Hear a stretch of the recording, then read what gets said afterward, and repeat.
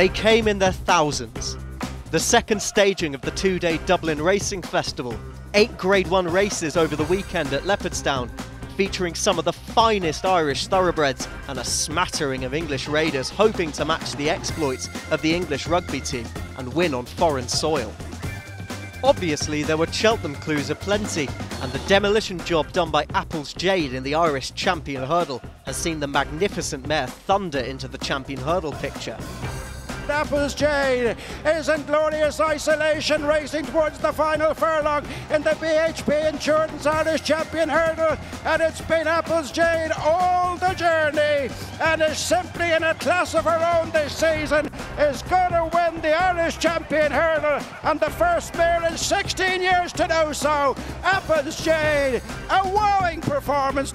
It was a performance which stunned on the eye and on the clock and left her owner Michael O'Leary in no doubt where she should end up in March.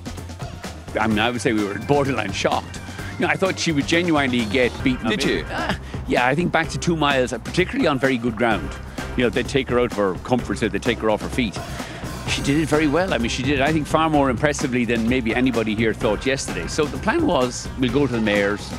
We'll try her here. If it doesn't work out, we'll go to the mares. But she did it so well, you really have to kind of, I think, now factor in, maybe we do go to the champion hurdle. She's definitely the best hurdler I've ridden anyway. She's so straightforward and she wants it more than anyone as well. So, yeah, it's great. Another horse stepping back up in trip was Min in the Dublin Chase, and victory in the Grade 1 contest was secured with the minimum of fuss. And Min on the near side and Ruby Walsh have come up powerfully to hit the front from St Calvados and Ordinary World as they race towards the final furlong in the Ladbrokes Dublin Chase. And Min and Ruby Walsh are sent on, and they've got away from Ordinary World. St Calvados can't give any more, and up towards the finish it's Min and Ruby Walsh drawing away as Min gives another personal best here at Leopardstown, repeats last year's win in the Ladbrokes Dublin Chase. Quite whether Connections will fancy taking on Altior in the champion chase over 2 miles is yet to be determined. I don't know if he'd stay 2-5 at Cheltenham. I don't. You know, we know he gets the 2 miles really well, and unfortunately, as you say, Altior is there, but I think you have to play to the horse's strengths, and that's always the default position, and if an opportunity presents itself, you always consider it, but I think that in his case, just play to the horse's strengths and see where we go. Feels like he's an out-and-out 2 miler, right? I suspect you may not share that view. I don't mind that, Rich, when he's standing in the number 2. Altior is a wonderful racehorse.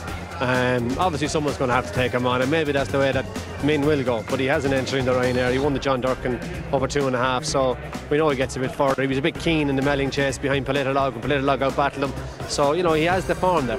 Joseph O'Brien may have a plethora of riches to run in the novice hurdle divisions, but he has a very exciting novice chaser to boot. Larichebourg romped away with the Frank Ward Arkle novice chase and looks set to be competitive in the English version at Prestbury Park. As they run up towards the finish in the Frank Ward Solicitors Arkle novice chase, Larichebourg extends his Grade 1 association with the course. The meeting had got underway with the dynamic duo of Gordon Elliott and Jack Kennedy combining to take the Grade 1 novice hurdle with Commander of Fleet. The 5-year-old making it a 3rd victory in 4 starts under rules, and in the process leaping to the top of the market for the Albert Bartlett. We knew going up and trip would suit him. Jackson's still very green, running around the place, but he's a nice horse for the future. You must have been pleased with the way he knuckled down and battled in the end. I am. It's nice to get a winner early. Envoy Allen has spent much of the winter sitting towards the head of the betting for the champion bumper, and his victory in the Grade 2 contest wasn't unexpected, considering his starting price of 4 to 6. But it certainly wasn't an effortless win. Inside the final 100 yards, gone through the rail is Abacadabra. Envoy Allen will continue to make waves and bumpers. Charles Burns has earned his reputation as a trainer to follow in the big handicaps, and the queues of the bookmakers' pitches would have been plentiful after Off You Go's 2nd victory in the Ladbroke Hurdle. The JP 6-year-old bypassed last year's festival, and it'll be interesting to see if Connections decide to take in one of the handicaps in 2019. It's been approaching 8 years since Paul Nolan last stood in the winner's enclosure at the Cheltenham Festival, and you wonder if the County Wexford handler is tempted by one of the handicaps following Quamino's victory in the Goffs handicap chase that concluded Saturday's card. Probably want to be 141, 142. There's only about a £3 spread in that race. But listen, it's not the be all and end all. Today was a very important day for the Coffees, and I'm just delighted that this horse won. Oh well, you always want to go to Cheltenham, don't you? You just want to go to Cheltenham. That's what it's all about. So we've always liked him. He was a moderate over hurdles. Loved the fence. He's got better and better through the season. And now this, which is fantastic. Less than half an hour after Apple's Jade had won in such decisive style, the current champion hurdler BUVEUR was in action in the Contenders hurdle at Sandown. He's just having a peek behind there. Barry Geraghty on BUVEUR. Vision Day Flow will try and make it interesting over the last. BUVEUR now shaken up on the landing side. Vision Day Flow now asked to give pursuit, but BUVEUR has matters in hand here. Just briefly shaken up by Geraghty. He stretches away to win his third Contenders hurdle. It's BUVEUR to win. It's just a good race. The timing of it's very good. You might say, well, why don't we go to Leopardstown? But that was exactly the same reason I didn't want to. Apple's Jade didn't want me, and I didn't want Apple's Jade. So no, understandable. That's not the time to have a mega dust-up. No. We just want to get there, and let's have that in the Cotswolds. The Grade 1 Scilly Isles Novices Chase looked a much more competitive race and provided a finish to match. Favourite Vindication ultimately lost his unbeaten record, coming home in third as Lost in Translation and Defi de Soy did battle for the second time. Lost in Translation and Defi de Soy. Vindication back in third. It's Defi de Soy now under Geraghty. Lost in Translation is coming back at him. Defi de Soy from Lost in Translation. Defi de Soy has won the Scilly Isles. Friend of the Friday Club, Harry Cobden, produced another jumping masterclass in a big Saturday handicap. Weeks after Surname dotted up at Ascot, this time it was Dolos, delighting the Ditchit faithful, easing to a 4-length win. The Grade 3 handicap hurdle over just shy of 3 miles saw an emphatic victory for father and son team of Peter and Sean Bowen. Lord Napier absolutely relished the tough conditions, and the emphasis on stamina in the closing stages saw him stretch out to a 9-length win. And anyone who managed to get the 20-1 about Classic Ben for the shrewd Stuart Edmonds team in the penultimate race on the card would have been feeling very pleased with themselves when he was sent off at 6-1. And the plan had the perfect ending as Kieran Gethings got him home by a neck. It was also the jockey's 100th career win, a fine way to bring up the landmark. It's Classic Ben idling a bit in front. Amy Desbois coming back for more. Classic Ben and Amy Desbois. Classic Ben from Amy Desbois.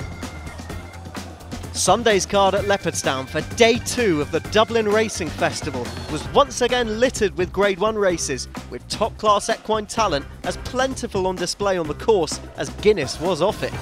Unfortunately, quick underfoot conditions meant only 4 lined up for the Irish Gold Cup, but that didn't diminish from the race producing the finish of the meeting as Bells Hill outgunned Road to Respect. Just.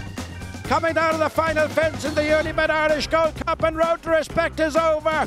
A couple of lengths in front of Bells Hill, who's trying to renew his effort on the outside. The pair, there's nothing between them. They're inside the final 150 yards. They're head-to-head. Bells Hill on the near side of Road to Respect. They go to the judge. Oh, Bells Hill and Road to Respect. It just goes to show you don't need 20 runners to make a horse race. You only need 2, the right 2. I thought Ruby was fantastic on Our Fellow, and Our Fellow was great when Ruby wanted to jump. He had all that, Ruby was riding so confident that when he wanted to jump, he just took 2 lengths out of the others. Anyhow, I'm going to go in here. I'll talk to you later, maybe. Bells Hill's victory completed a Grade 1 double on the card for the Walsh-Mullins combination. The earlier leg of the double saw Classical Dream narrowly get the better of stablemate Aramon in a driving finish to the novice hurdle over 2 miles. The horse runs in the colours of Joanne Coleman, and her late husband John was a very close friend of yours. Yeah, been going racing for 30 years with him to Cheltenham. He's always had horses, but he's always dreamed of having a Cheltenham winner, or a Cheltenham decent runner, and he passed away in the summer. He's the best friend of could have, and I'm just so pleased. I can't tell you. Talk to Tom about it. If Classical's victory saw his prize contract for the Supreme Novices hurdle, the win of Sir Eric in the Spring Juvenile has seen him take a vice-like grip at the head of the market for the Triumph. The hugely precocious 4-year-old was mightily impressive, bar a blip 3 out, and the 4-year-old scooted home under Mark Walsh to fully justify his lofty reputation. He looks set to be one of the Irish bankers come March at Prestbury Park. The one English raider to head home with the Euros was the Warrant Greatrex mare Le Bagois.